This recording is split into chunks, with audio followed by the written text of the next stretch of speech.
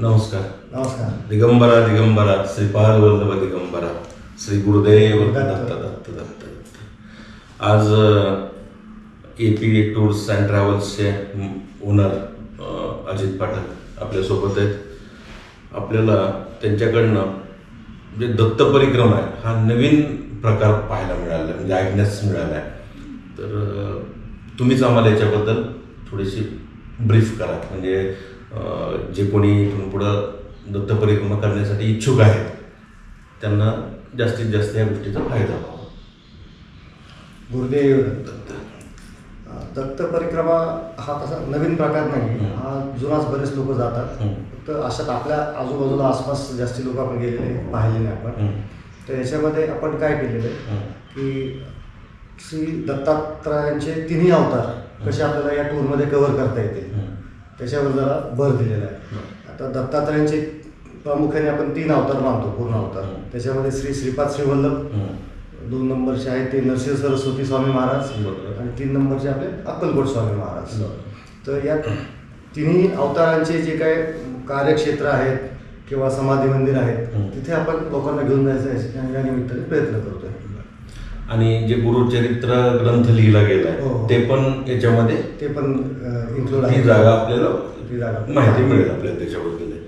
बरं, मग आपण स्टेप बाय स्टेपच हे करू. अक्कलकोट बद्दल थोडीशी माहिती द्या, कुरवपूर बद्दलची माहिती द्या आणि आपलं गाणगापूर आणि कडकंजी या 4 स्थानाबद्दलची थोडी थोडी माहिती द्या, म्हणजे लोकांना त्याचं महत्त्व पटेल.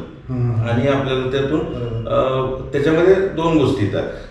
आजपर्यंत आपण ऐकलंय की गिरनारची परिक्रमा ऐकली आहे, नाशिकची त्र्यंबकेश्वरची परिक्रमा ऐकली आहे, पण दत्त परिक्रमा हा शब्द थोडासा नवीनच आहे. तर लोकांना एक म्हणजे आनंद मिळेल या गोष्टीचा, वेगळ्या पद्धतीचा आनंद मिळेल. तर थोडंसं तुम्ही याच्याबद्दल ब्रीफ सांगा. बरोबर. मला असं वाटतं की आपण जसे दत्त अवतार झालेले आहेत त्याच सिक्वेन्सने आपण हे करू. बरोबर. तर आपण सगळ्यात पहिले श्रीपाद श्रीवल्लभांबद्दल ऐकू. श्रीपाद श्रीवल्लभ स्वामी महाराज हे दत्तात्रयांचे प्रथम अवतार म्हणून आपण मानतो. तर त्यांचा जन्म झाला पिठापूर या गावी. पिठापूर हे गाव आहे आंध्र प्रदेशमध्ये. आंध्र प्रदेशमध्ये राजमंड्रीच्या आसपास साधारण 30 किलोमीटर आहे पिठापूर हे गाव. तिथे त्यांचा श्रीपाद श्रीवल्लभ स्वामींचा जन्म झाला. तिथे जवळपास ते 16 वर्ष राहिले तिथे. आणि त्याच्यानंतर तिथून त्यांनी मार्गक्रमण केलं आणि कुरवपूरला येऊन थांबलं. त्यांची जन्मभूमी आहे पिठापूर आणि कर्मभूमी आहे कुरवपूर. कुरवपूर हे आहे रायचूर जिल्ह्यामध्ये, कर्नाटकमध्ये रायचूर जिल्हा आहे, त्याच्यामध्ये हे गाव आहे. तर कुरवपूरची ख्याती सांगायची म्हणजे हे एक छोटंसं बेट आहे. मोठी आपली कृष्णामाई जी महाराष्ट्रातून कर्नाटकात झाली त्या कृष्णामाईच्या मध्यभागी असलेलं बेट आहे. नदीच्या अगदी मध्यभागी, अतिशय मध्यभागी. आणि तिथे कृष्णामाईचं पात्र एवढं मोठं आहे की हे बेट जवळपास त्याचा 5 किलोमीटर त्याचं रेडियस असेल, त्रिज्या असेल. एवढं मोठं बेट मध्यावर आहे, म्हणजे कृष्णामाईचं पात्र किती मोठं असेल याची कल्पना आपण करू शकतो त्या ठिकाणी. तर ज्यावेळेस मग महाराज कुरवपूरला आले तर ते तिथं त्यांनी त्यांच्या लीला दाखवल्या, लोकांचं पापहरण केलं किंवा ज्यांच्या काही समस्या वगैरे होत्या ते हारून न्यायचा प्रयत्न केला. तर ते कुरवपूर या ठिकाणी ते समाधीला बसायचे.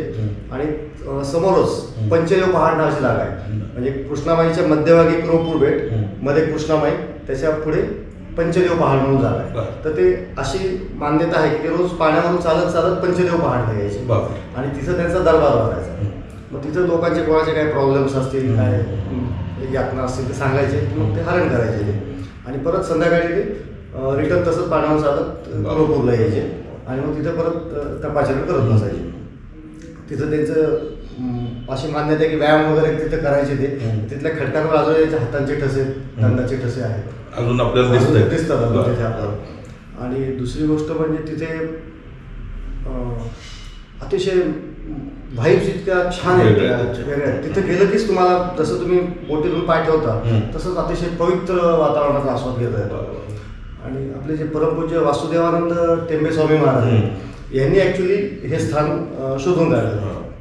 त्यांना दृष्टांत झाला होता, मग ते शोधत आले. त्यावेळेस पूर्ण बाभळीचं वन होतं तिथे.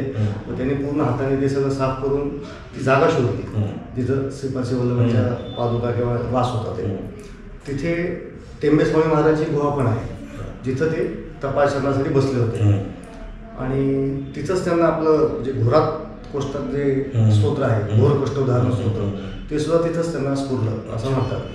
तर त्याची निर्मिती पण तिथंच झाली. आणि त्या गुहेत आपल्याला जाता येतं? त्या गुहेत आपल्याला जाता येतं. असं थोडंसं रांगत बसून बसून जावं लागतं, पण जाता येतं. आतमध्ये गेल्यावर एक माणूस बसलेली एवढी जागा आहे आणि प्रचंड म्हणजे प्रत्येकाने तिथे जावंच गेल्यावर गुहेत आणि 5 मिनिटं तर का होईना ध्यानात बसायचा प्रयत्न करावा. तिथे अतिशय सुंदर अनुभूती. आणि त्याच्या बेटावर जायचं म्हणतात, त्यासाठी काय बोटची वगैरे काय सोय म्हणजे? हो, तिथे ज्यावेळेस नदीला खूप पाणी असतं त्यावेळेस पूर्ण डिझेल बोटीची व्यवस्था आता झालेली आहे. आणि ज्यावेळेस उन्हाळ्यामध्ये डॅमला पाणी अडवून जातात त्यावेळेस पाणी थोडं कमी असतं, त्यावेळेस खडक वर आलेलं असतं, तिथे बोटी चालू शकत नाही. मग तिथे एक बुट्टी नावाचा प्रकार असतोय कर्नाटकमध्ये, गोल बोट जी असते टोपलीसारखी, त्याच्यात बसायचं आणि ते मोठ्या काठीने आपल्याला पुढे घेऊन जातो. तो पण एक चांगला असा चित्त थरारक अनुभव असतो, वेगळा अनुभव असतो, पाहायला मिळत नाही जास्त. आणि तिथं मग ते काय तिथले गुरुजी असतील बाकी पूजा अर्चा करायला आणि खाण्यापिण्याची राहण्याची सोय? हो, तिथे होती. कुरोपूरला ते गुरुजी आहेत ते सगळं त्याचा अभिषेक पूजा सगळं करतात तिथे व्यवस्थित. तिथं त्यांनी तर रूम पण बांधलेले आहेत कुरोपूर बेटावरच, तर तिथे राहायची पण सोय होऊ शकते. फक्त थोडंसं त्यांना आधी इन्फॉर्म केलं तर बरं राहतं, म्हणजे कारण तिथे गैरसोय होणार नाही. आणि ते दोन्ही वेळेचे अन्नछत्र चालवतात तिथे, ते पण पूर्णपणे फ्री असतं, त्यासाठी काय तुम्हाला पैसे वगैरे द्यावं लागत नाही. आणि अजून एक गोष्ट सांगायची म्हणजे जिथे टेंबे स्वामी महाराजांची गुहा आहे त्याच्या थोडं जवळच एक मोठा असा वटवृक्ष आहे.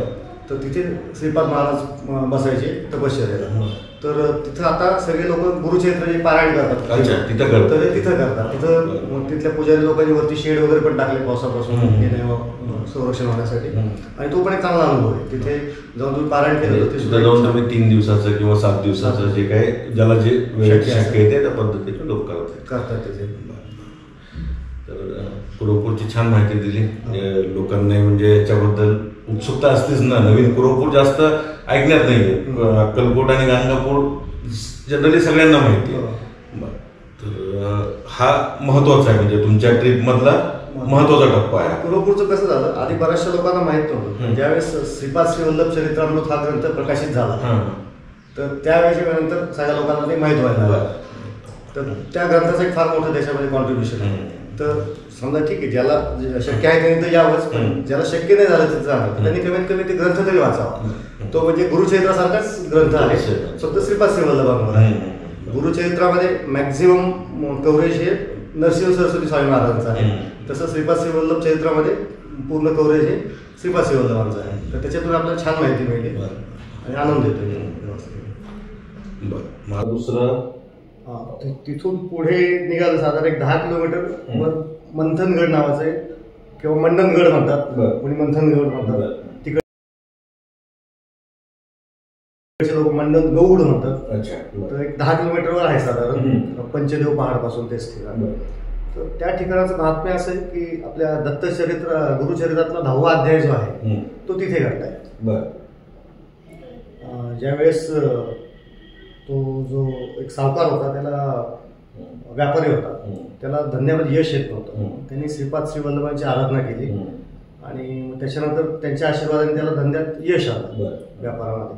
आणि मग त्यांनी मनात इच्छा बाळगली होती की मी तिथे कुरोपूरला येऊन गाव जेवण बनवू आपण आपल्या बोली भाषेमध्ये, असं काही ते करेल. तर मग तो पूर्ण धान्य वगैरे सगळं घेऊन येत होता त्याच्या गावाकडून कुरोपूरला. तर मंथनगड या ठिकाणी त्याला लुटारू चोर त्यांनी अडवलं आणि त्याला अडवल्यानंतर त्याचं सगळं काढून घेतलं ते धनधान्य वगैरे आणि त्याचा वध केला तिथे. तर ते वध करत असताना त्यांनी आपलं श्रीपाद श्रीवल्लभांचा धावा केला, महाराज वाचवा. आणि महाराज तर काय करुणेचा सागर एकदम. त्याचा मृत्यू झाला तिथे. त्यांनी त्यांचं शिर वेगळं केलं आणि महाराज आले तिथे. महाराजांना ते संताप आला. त्यांनी सगळ्या लुटारूंचे शिर धडापासून वेगळे केले. त्यातला एकानी एक त्यातला जो चोर होता त्यांनी दयेची याचना केली. मग त्याला सांगितलं की तू या व्यापाराचं शिर परत जोडून ठेव तिथे. त्यांनी जोडलं तिथे, फक्त नेऊन ठेवलं. महाराजांच्या कृपेने तो माणूस परत जिवंत झाला. हा चांगला मिळेल. आणि अजूनपर्यंत एवढं उजेडात आलेलं नाही किंवा आपण ज्याला म्हणतो सॅच्युरेशन झालेलं लोक जात नाही, पण नक्की जाण्यासारखं ठिकाण आहे ते. ठीक आहे. नंतर आपला गाणगापूर. नंतर आपला दुसरा जो अवतार आहे नरसिंह सरस्वती स्वामी महाराज त्यांचं गाणगापूर. नरसिंह सरस्वती स्वामी महाराजांची थोडक्यात माहिती सगळ्यांनाच आहे, पण तरी एकदा माझ्या वतीने सांगतो मी. त्यांचा जन्म झाला कारंजा या ठिकाणी विदर्भामध्ये. नंतर तिथून ते निघाले, मग नरसोबाच्या वाडीला आले. औदुंबरला त्यांनी चातुर्मास केला आणि मग ते सगळं करत करत तिथे पण बरेच वर्ष होते नरसोबाच्या वाडीला. आणि नंतर मग गाणगापूरला येऊन ते बरेच वर्ष राहिले तिथे. मग तिथंच त्यांनी त्यांच्या सगळ्या लीला वगैरे दाखवल्या गाणगापूरला, जे आपल्याला गुरुचरित्रामध्ये सगळ्या वाचायला मिळतात त्या लीला. तर गाणगापूरला मेन 2 स्थळ आहेत. एक म्हणजे आपला संगम आहे, मोठा भीमामी अमरजाचा संगम आहे तिथे. तर ते पण संगमाचं स्थान अतिशय पवित्र आहे. तिथे बसून लोक गुरुचरित्राचं पारायण वगैरे करतात. तिथे पारायणाची सोय केलेली आहे आणि तो पण चांगला एक अद्भुत अनुभव असतो. तिथंच लोक 7 दिवस मुक्कामी राहतात, 1 दिवस जसं करायचं असं तसं, आणि छान म्हणजे मजा येते तिथे पारायण करायला. आणि ज्यावेळेस संगमापासून आपण मंदिराकडे येतो तर रस्त्यात आपल्याला भस्माचा डोंगर लागतो. त्याच्याबद्दल बरंच ऐकलेलं. तर त्या भस्माचा डोंगर होता पूर्ण महाराजांनी तयार केला. तर इतके वर्ष झाले आहेत, आता माहिती मी सांगू शकत नाही किती वर्ष लोक, प्रत्येक लोक थोडं तिथे काढून घेऊन जातात. ते तर अजूनही आहे तिथे मिळतं भस्म अजूनही इथे. आणि त्या म्हणजे गंगेत स्नान पण प्रत्येक जण करतो तिथे, कारण ते पवित्र स्थान असल्यामुळं. आणि आपण जसं आळंदी पंढरपूरला इंद्रायणी पूजा दर्शन म्हणजे स्नान करतो त्या पद्धतीत अगदी तिथं लोक स्नान करतात. अतिशय पवित्र ठिकाण आहे. आणि नंतर येतो आपण मग मंदिरामध्ये. मेन मंदिर जे आहे निर्गुण पादुका आहेत. पादुका जरी निर्गुण असल्या तरी महाराज तिथे सगुण स्वरूपात आजही वास्तव्यात आहे. असं म्हणजे महाराजांनी शब्दच दिलेला आहे गुरुचरित्रामधल्या ओवीमध्ये की निरंतर वास माझा असे या ठिकाणी असं सांगितलेलं आहे महाराजांनी. आणि तिथे तर फार अद्भुत प्रकार आपल्याला पाहायला मिळतात. संध्याकाळी आरतीच्या वेळेला वगैरे अशी मान्यता आहे की ज्या लोकांना भूतबाधा वगैरे झाली किंवा काही प्रॉब्लेम झाले तर तिथे येऊन त्यांचे सगळे ते सॉल्व्ह होतात. समजा असं संध्याकाळच्या आरतीला किंवा दुपारच्या आरतीला जर आपण तिथं बघितलं तर असे ज्यांना काही बाधा झालेली असते की असे वर कुठे कुठे सोडून बसलेले असतात. एरवी आपणही चढू शकत नाही सगळं टाकाटाचं सुद्धा असं ते वर चढताना दिसतात वगैरे चढलेले असतात, मोठमोठे वेगवेगळे आवाज वगैरे काढतात. तर असं त्यांची बाधा निघून जाते अशी मान्यता आहे तिथं आले की महाराज त्यांना पूर्ण मुक्त करतात सगळ्या बाधेतून. आणि अतिशय पवित्र असं ठिकाण आहे. आणि तिथंच गुरुवारी आणि पौर्णिमेला पालखीचा एक सोहळा असतो संध्याकाळी. तसा हा पालखी सोहळा कुरुपूरला पण असतो, पण कुरुपूरला फक्त आता त्यांनी पौर्णिमेला अलाउड केलेलं आहे. गाणगापूरचं पौर्णिमा आणि गुरुवारी पण असतं. तर तो पालखी सोहळा पण पाहण्यासारखा असतो. आणि ज्यावेळेस ती पालखी निघते तर त्यावेळेस जे भक्त लोक असतात ते समोर असं लोटांगण घालतात आणि त्यांच्या अंगावरून ती पालखी जाते. अद्भुत आशीर्वाद मिळतात आपल्याला महाराजांचे. फार छान आनंद येतो एकदम. आणि तिथे तसंच दुपारच्या आरतीनंतर एक भिक्षेचा पण एक समारोह असतो. अजूनही अशी मान्यता आहे की महाराज स्वतः दुपारच्या 12 नंतर तिथे भिक्षा मागायला येतात. तर आजही ती प्रथा पूजा भक्त लोकांनी चालू ठेवलेली आहे. वा, खूप सुंदर माहिती देत आहे. छान. हे 3 ठिकाण झाले आपले. आता आपलं राहतंय मेन आपलं गुरुचरित्र जिथं लिहिलं गेलं कडगंजी. त्याच्याबद्दल थोडीशी लोकांना माहिती द्या. तर बऱ्याच लोकांना असं वाटायचं आधी किंवा गुरुचरित्र हे गाणगापुरातच लिहिले गेले. तसं नाही झालेलं आहे. महाराजांचे जे शिष्य होते साहेबदेव महाराज तर त्यांनी ते लिहिलेलं आहे. आणि ते कडगंजी नावाचं जे गाव आहे ते साधारण 40 किलोमीटरवर आहे गाणगापूरपासून. जवळ आहे. आणि आता तर रस्ते पण चांगले झाले आहेत, काही प्रॉब्लेम नाही. आणि तिथे आजही गुरुचरित्राची मूळ प्रत आहे अशी मान्यता आहे. तर ती मान्यता आहे म्हणून. तर असं ते ठिकाण आहे की जिथं मूळ लिहिलं गेलं आणि तिथे लोक पारायणाला वगैरे बसतात. आणि अजून तेवढी गर्दी नाही गर्दी नाही. त्यामुळे शांततेत आरामात अगदी तुम्हाला तिथं दर्शन मिळू शकतं. आणि तिथले पुजारी लोक पण ते आपलं पूर्ण माहिती देतात तिथे. आणि आता ते देवस्थान अजून नवीन आहे ना, तिथे थोडीशी त्यांना मदतीची वगैरे आहे, अजून तिथे स्कोप आहे. ते पण त्यांच्या पादुका घेऊन असं वर्षातून 2-3 महिने पूर्ण महाराष्ट्रभर फिरत असतात. आपल्या इथे घरी तुम्हाला दर्शन देत आहे. चांगली गोष्ट आहे. तर तिथे जाऊन तसं काही तुम्हाला कॉन्टॅक्ट करता आला, विनंती करता आली, तसंही करायला हरकत नाही.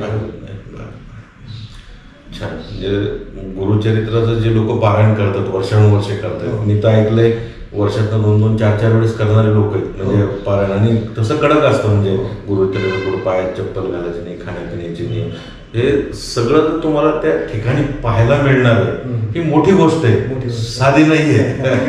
वा, छान माहिती दिली. आणि आता एक राहिलं आपलं अक्कलकोट. अक्कलकोट बद्दल थोडंसं माहिती द्या, म्हणजे आपली दत्त परिक्रमा जी आहे ती पूर्ण होईल. आता अक्कलकोट म्हणजे तर असं तर आपल्याला म्हणजे महाराष्ट्रात असल्यामुळं आपल्या इथं प्रत्येक जण त्याशी परिचित असतो. हे थोडेसे कर्नाटकात असल्यामुळे थोडेसे आपल्या लांब असतात. पण अक्कलकोट म्हणजे आज एक कुठल्याही मुलाला विचारलं तुम्ही असं आपल्या घरातलं फिलिंग येत असतं. तर अक्कलकोट स्वामी महाराजांचा जो वटवृक्षचा जो मठ आहे तर तिथे महाराजांनी त्याचा देहत्याग केला. आजही तिथंच त्याच्या पादुका आहेत, आपण तिथे दर्शनाला जातो. त्या वटवृक्षाच्या इथंच महाराजांनी सगळ्या लीला दाखवल्या त्यांच्या. आणि वटवृक्षाच्या खालीच एक पादुका आहेत. आता बहुतेक त्यांनी तिथे ग्रील टाकून बंद केलं. आम्ही ज्यावेळेस लहानपणी जायचो तर त्या पादुकाला काय लावलं की असे आवाज टाळांचे वगैरे आवाज यायचे असं म्हणतात. तर ते पण अतिशय म्हणजे पवित्र स्थानच आहे. आणि महाराजांची समाधी तिथे जवळच वटवृक्ष मठाच्या जवळ चोळप्पा स्वामींचा मठ आहे, जे महाराजांचे मोठे शिष्य होते. तिथे त्यांनी म्हणजे महाराजांच्या इच्छेनुसारच तिथे समाधी झालेली. ते पण स्थान अतिशय छान आहे. आणि वटवृक्षाच्या मठामध्येच एक विहीर आहे जी महाराजांनी सांगितलं होतं की हिचं पाणी कधीच आटणार नाही. आणि आजही त्या विहिरीला पूर्ण पाणी आहे. तुम्ही कधी मंदिरातच आहे, मठातच आहे, तर कधी पाहू शकतो आपण. 12 महिने पाणी असतं त्याला. आणि महाराजांची तर लीला आणि महाराज तिथं जाता सांगूनच गेले होते, भिवू नकोस मी तुझ्या पाठीशी. आणि माई गया नाही आम्ही जिंदा आहे. त्या जिंदा आहे स्वरूपात तिथं आहेतच नाही. तिथे गेले की तुम्हाला अनुभव येतोच की महाराज इथंच बसले. तिथे महाराजांचा पलंग वगैरे पण ठेवलेला आहे का रूममध्ये. म्हणजे त्या पलंगाला डोकं लावलं असं म्हणजे फारच वेगळं समाधान वाटतं, वेगळी अनुभूती. तर हे अशा पद्धतीने तुम्ही जे काही सगळे 5-6 ठिकाण सांगितले आपल्याला, 5 ठिकाणं जवळपास, आणि तिथे गेले समाधी असेल किंवा तुम्ही अजून बऱ्याचशा गोष्टी सांगितल्या, तर हे आपल्याला प्रत्येक गोष्ट पाहायला मिळणार आहे. प्रत्येक गोष्ट पाहायला मिळणार, बरोबर आहे. आणि प्रत्येक ठिकाणचे तुमच्याकडे कॉन्टॅक्ट्स आहेत, दर्शनाचे लाईन्स, आपल्याला कमीत कमी वेळ कसा लागेल, राहण्याची सोय, खाण्याची सोय, पूजा करण्याची सोय, हे सगळे तुमच्याकडे कॉन्टॅक्ट्स आहेत. म्हणजे कुठलीही अडचण नाही, काही. दर्शनाच्या लाईनचं म्हटलं तर आपल्याला फक्त गाणगापूर अक्कलकोटला प्रॉब्लेम येतो. तिथे आपण काही करू शकत नाही, लाईन कारण सगळेच बघते असं नाही, आपलं काही विशेष नाही. पण बाकी ठिकाणी होतं व्यवस्थित, एवढं गर्दी नसते बाकी ठिकाणी. आणि हा उपक्रम डोक्यात कशामुळे आला, म्हणजे कसा आला दत्त परिक्रमा करायची? हा कसं पहिल्यापासून तर दत्ताचं दत्तभक्त असणार. त्याच्यावर हे सगळे ठिकाण बऱ्याच वेळा फिरून झालेले. मग लोक विचारतात तुम्ही गेले होते, मग कसे गेले होते, काय गेले होते, मग आम्हाला घेऊन चला. मग असं ज्यावेळेस बरेच लोक म्हणतात चला भाऊ, मग असं ते लोकांच्याच प्रेरणेतून आणि महाराजांच्या आशीर्वादाने हे तयार झालेली दत्त परिक्रमा. ऍक्च्युअली दत्त महाराजांची कृपा असेल मोठी, बरं का. तुमची आता ही ट्रिप आता काहीतरी या महिन्यातच चालू होती ना, 28 तारखेला जाते. तो वर्षानुवर्षी तुम्ही करताल असं मला मनातून वाटतंय. म्हणजे दरवर्षी करा, वर्षातून 2दा-3दा काय लोकांची सेवा करता येईल, लोकांना तो आनंद देता येईल, तो म्हणजे मोठी सेवा ही. ऍक्च्युली दत्त महाराज आहेत ना, एक असे देव आहेत की जे स्वतः देव आहेत आणि देव आणि संत ह्या दोन्ही भूमिकेत मिळते. कारण त्यांनी 24 गुरु केले होते, बरोबर आहे ना, ते संतांच्या भूमिकेतून केले होते. आणि देव तर आपल्याला माहिती, त्यांच्या हजारो लीला आहेत. आज आपण बऱ्याच ठिकाणी पाहतो, कारंजा असेल, आता तुम्ही हे सगळे 4-5 ठिकाणचे सांगितलं असेल, गिरनारचं असेल.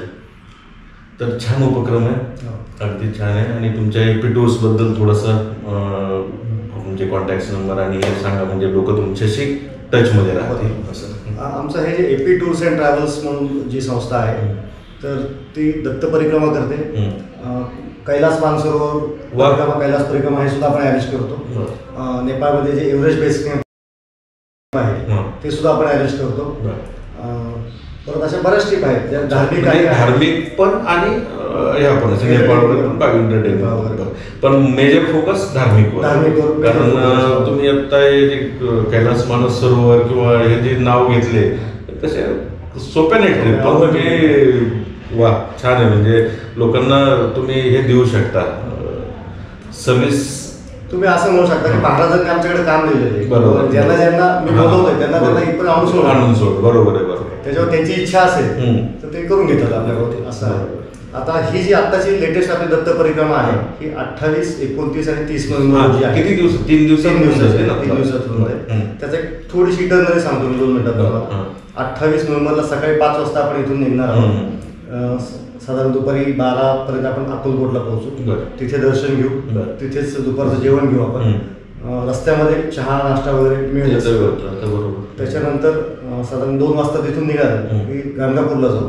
संगमावर जाणार आपण, संगमाचं दर्शन घेणार, भस्माचा डोंगर पाहणार, गाणगापूरच्या मंदिराचं दर्शन घेणार आणि संध्याकाळी मुक्कामी 30 किलोमीटर दूर गुलबर्गा नावाचं शहर आहे, आता कलबुर्गी म्हणतात त्याला.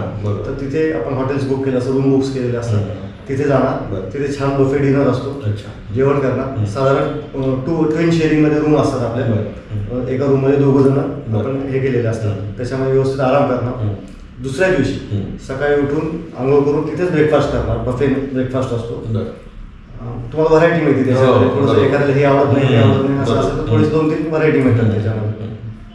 आणि कडगंजीला जाणार, कडगंजीला दर्शन घेणार, पूर्ण तिथल्या स्थळाची माहिती घेणार आणि तिथून निघून साधारण दुपारी मंथनगडला जाणार. मंथनगडला जाण्याच्या रस्त्यातच आपण कुठेतरी जेवण करणार, जेवर्गीच्या आसपास वगैरे आपण जेवण करत असतो. आणि मंथनगड पूर्ण पाहणार आणि संध्याकाळी मुक्कामी आपण पंचदेव पहाडला जाणार. कुरपूरला जाणार नाही, अलीकडच्या पंचदेव पहाडला जाणार. तिथे आपण गाडी लावणार, तिथे आपण मुक्कामाची सोय केलेली असते आधीच. तिथे पण ट्विन शेअरिंग बेस रूम असतात आपल्या. मोठा महाराजांचा दरबार म्हणतात, तिथे मोठा आता मठ झालेला आहे आणि तिथे सगळे रूम वगैरे पण केलेले आहेत आपल्याला. तर तिथे रूम बुक केलेले असतात आणि तिथे जेवण मिळतं.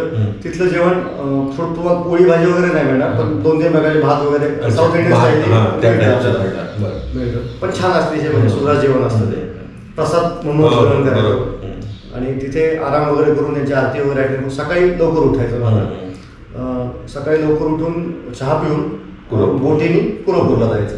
मग तिथे ज्याला कोणाला अभिषेक करायचा असेल, काय असेल किंवा ध्यानात बसायचं, मेडिटेशन करायचं असेल किंवा एक्सप्लोर करायचं असेल सगळं, ते आपण सगळं करतो.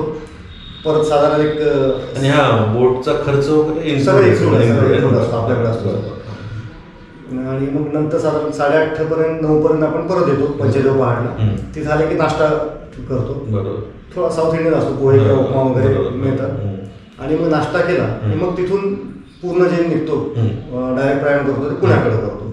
मग रस्त्यातच दुपारचं जेवण होतं, संध्याकाळी 4चा चहा नाश्ता करतो, स्नॅक्स हाय टी म्हणून आपण त्याला, आणि रात्रीचं जेवण. ते सगळं करून साधारण 11 वाजेपर्यंत आपण चिंचवड तिसऱ्या दिवशी आपण आपल्या घरी असतो. म्हणजे फार हेक्टिक नाहीये, व्यवस्थित होतो. आणि हे सर्व आपण फक्त 9,999 रुपये एक माफक रेट ठेवलेलं त्याचं, काही नाही.